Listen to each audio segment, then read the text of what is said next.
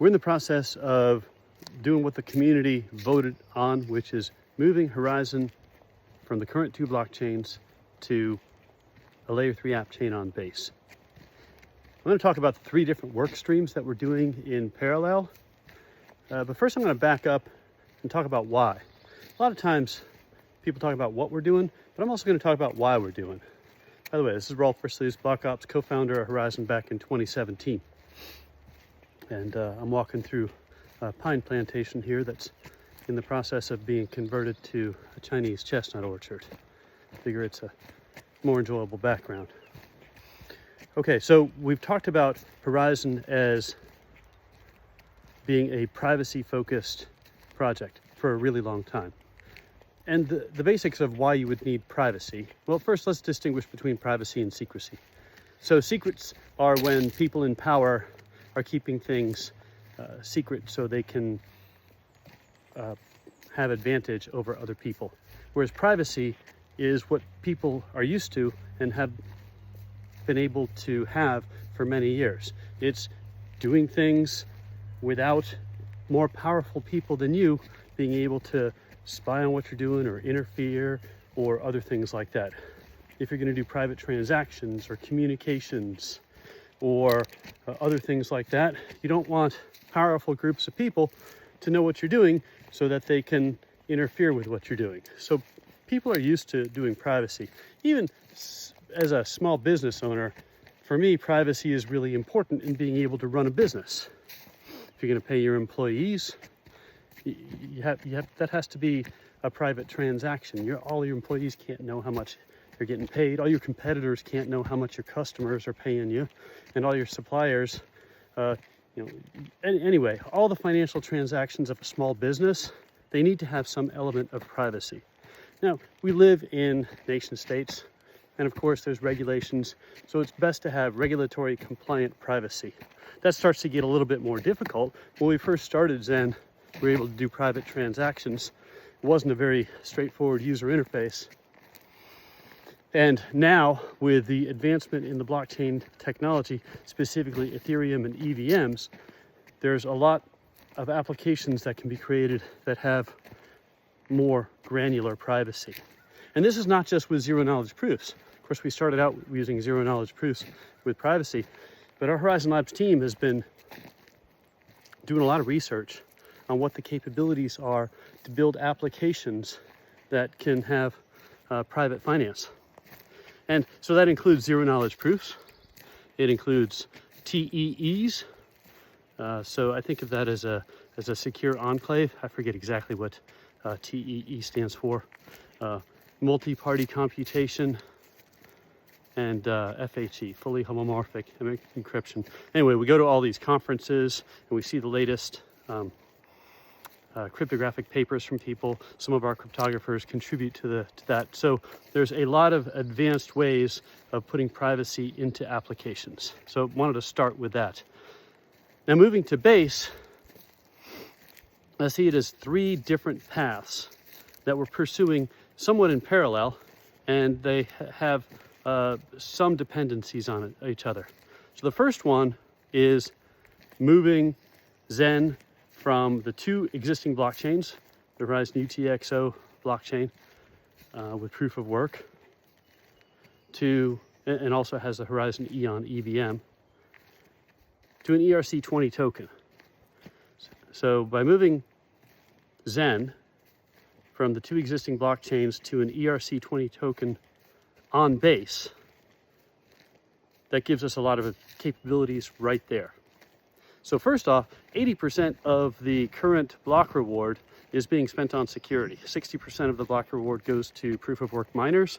The other 20% goes to stakers that maintain a copy of the blockchain, and the forgers, which maintain security, or forgers maintain security on Horizen Eon. So that's 80% of the blockchain budget. So we're going to have different tokenomics, because we don't need to have 5 million Zen, which there's already been 16 million Zen distributed. And so there's 5 million left, till we reach the 21 million cap. We don't need that 5 million Zen put out gradually for our security. We get our security from Ethereum through Base, for Horizen being a blockchain as an L3 app chain on Base. And as an ERC20 token, we get our security from Base and from Ethereum. So that frees up a lot of the funding that's been allocated by the protocol. So part of what we're discussing right now in the Horizen discourse is, what should we do with that 5 million Zen that is part of the protocol to be emitted but hasn't yet been created? So our recommendation, and we're going to have a vote on it, is that 5 million Zen is minted and provided to the DAO and is locked up and released to the Horizen DAO to spend. The nice thing about Horizen is it's a decentralized protocol. So not only is it a decentralized protocol that's governed by a DAO, the foundation is decentralized, and there's a security council that has votes for membership of the security council. So through the voting mechanism of people owning Zen being able to express their opinion in the vote, it's part of that makes it a decentralized protocol. The other part is, it was a fair launch. Even though Horizen Labs is the labs company for Horizen, all the Zen that Horizen Labs owns was earned through work or was purchased for investment. So there was no grant of Zen to any organization. So the 16 million Zen has been distributed through proof of work mining, through staking, and through payments to organizations that provide services. It's one of the most decentralized protocols around. So having been created in 2017, Horizen's actually an OG protocol as well. So the first step in converting Zen from being the gas and governance token of the two existing blockchains to being an ERC20 token is a big step. So when that happens, it immediately changes Zen from being a protocol that has two blockchains that don't have a lot of use on them to being an ERC20 token on Base with 5 million Zen in the treasury. Now 5 million Zen at maybe around $10 a Zen, that's a $50 million treasury. So all of a sudden, Zen goes from a project that is one of the largest projects on Base with a $50 million treasury and a plan. So let's talk about the next steps of that plan. Next step of the plan is to launch a layer 3 app chain. Note that this doesn't have to be done at the same time that the Zen is converted to an ERC20. As soon as we convert Zen to an ERC20, the two existing blockchains get shut down. They don't have any more use. We don't have to turn up a new blockchain right away. Now we're going to want to turn a testnet up very soon, because a testnet for our new blockchain will give us the ability to start developing applications that have the privacy component that we want. So it'll let us do hackathons, incubators, work with partners that want to deploy privacy protocols. We could start grant programs and start getting those going. So there's a lot we can do once we get that ERC20 token up, and then immediately after that, get a testnet up.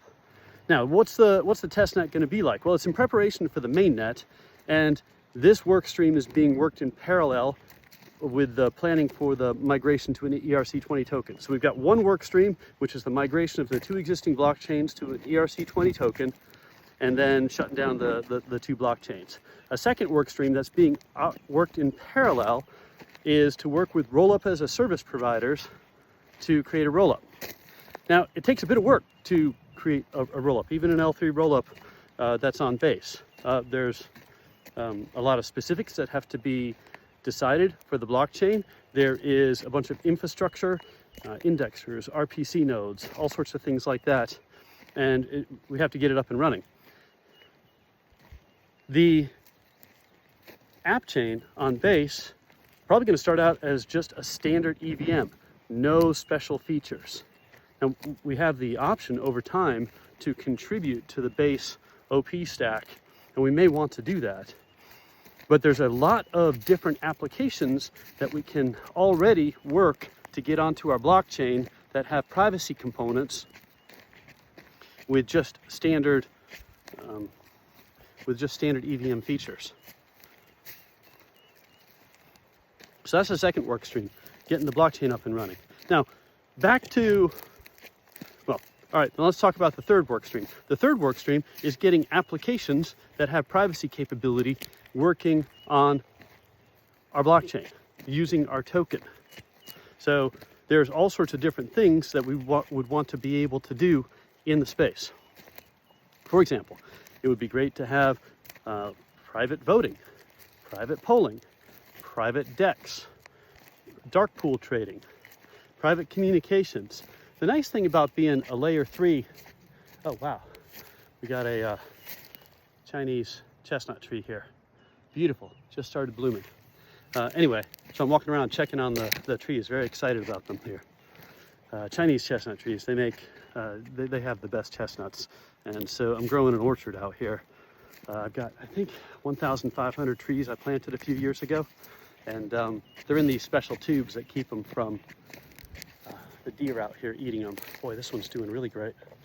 Anyway, so getting the applications going, first we need to have the money, which is, so we get the ERC20 token, we fund the DAO, and then we have hackathons, we have incubator programs, we have grant programs, and we work with different protocols because there's a desire, a hunger for private type applications out there now. And one of the things that Horizen Labs is known for is being very good at creating blockchain software and applications that use advanced cryptographic technology. So those are the three different work streams. So how does that work with Zen holders? Well, right now Zen holders, or up until now, Zen holders have been earning money by holding Zen and staking it. That's been a great way to distribute our Zen far and wide. We have members of the Zen community all over the world. And they've been able to earn more Zen by staking their Zen and providing security to it.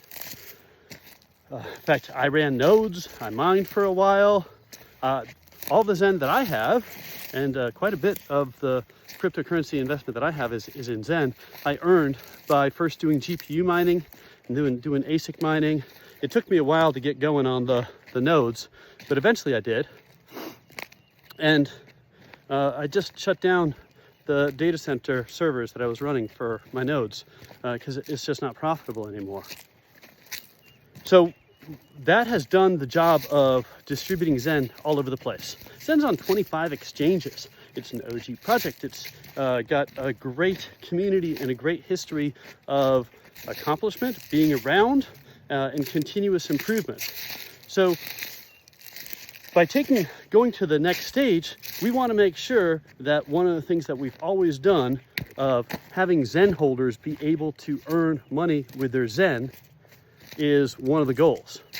So first off, when we start off as Zen on an ERC20, we're going to work with a liquidity provider for decentralized applications, and this will help Zen get onto DeFi applications. So for example, we can make liquidity pools on Aerodrome on Base. There's borrow lend protocols. There's all sorts of different DeFi protocols that Zen on Base would be able to participate in. So individual Zen holders, once they move their Zen over to, once they access their Zen, they're going to be able to participate with Zen in all the different DeFi applications. So that's one way that Zen holders are going to be able to earn money. The next is the protocols that we're going to build on the Horizen app chain are going to have a privacy capability. And it should be possible. I'm not going to guarantee anything. I think y'all know me long enough that I'm not going to say that we're definitely going to do something unless I know it's 100% certain. But from all the research that's done, should be able to build protocols that Zen holders can provide liquidity to, and they'll be able to earn more Zen.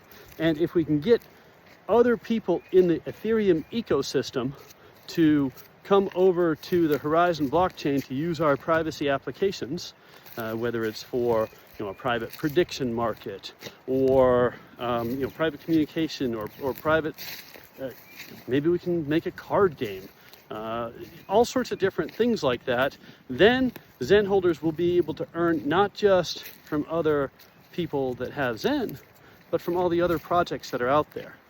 So we're keeping the main idea of the Zen community being able to earn more Zen by using your Zen on our blockchain alive. At least that's how I see it anyway. But we have the support from Ledger, we have the other wallet support, and we've been talking to exchanges about how we're going to do this. So I expect, you can't hold me to this, but my expectation based on talking to the Horizen Labs team is that we can do this in about June of this year, of getting everything changed over and the 2 existing blockchains shut down. We should be able to get the testnet turned up at about the same time. It's a straightforward EVM. We're negotiating with roll-up as a service providers right now. They all have their strengths and different things like that. We want to make sure we work with a good provider that's going to build a reliable blockchain with good services. So we'll make that decision and then we'll move forward on a testnet. Testnet might actually happen sooner than the token changeover. And then after we have the testnet and that's working well, then we can go to mainnet. Mainnet is not dependent on the ERC20 token because the L3 app chain on base is going to have Ethereum as the gas. So Zen is the governance token, Ethereum is the gas. It's the applications that we're building, which is the 3rd phase, that are going to enable Zen holders to earn more funds. Well, that and Zen being an OG project with a 21 million limit that's going to be able to be traded on DEXs, on Base, and other protocols like that. So we should be able to get this process all done in the next few months. There are certain things that we have to make sure that we do. We have to make sure that we keep the exchanges informed and get their support for changing over. We already have had discussions with Ledger Wallet, so we know there's going to be Ledger Wallet support. There's not a lot of other things that we need to do. We just need to step through these things and have the appropriate security reviews done of the SmartNet contracts and the web portals and things like that. So what am I going to do? So what am I doing now, currently? So I did co-found Zen, and for the last 1.5 years, I've been working with Horizen Labs. But for the last 4 months, I've been working directly for the Horizen Foundation as developer growth lead. That means that it's my job to get developers to develop applications on Horizen. So we want to have great applications running on Horizen. Now, for me to do my job, we need to have a testnet, and we need to have money so that we can have hackathons and incubator and grants programs and work with leading blockchain application providers to build us applications. So I want this change to go as quickly as possible, both for the ERC20 token change and for turning up the testnet.